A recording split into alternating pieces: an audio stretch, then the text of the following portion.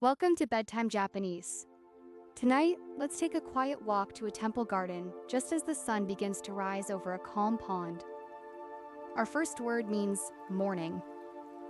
朝、朝、 Let's hear it in a sentence. 静かな朝です。In the cool mist, the surface of the water is perfectly still. Resting on the water are large, round green leaves. Our next word means pond.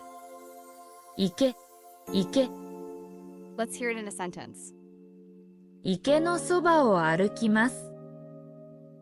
Rising above the leaves are tall stems holding delicate pink and white buds.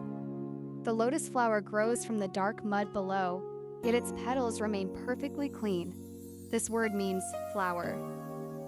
花、花、 Let's hear it in a sentence. 美しい花が咲きます。As the first rays of sunlight touch the pond, something magical happens. The lotus buds slowly begin to open, one by one, greeting the new day. Our next word means to open. 開く、開く、 Let's hear it in a sentence. ゆっくりと開きます。In Buddhism, the lotus is a symbol of purity and enlightenment.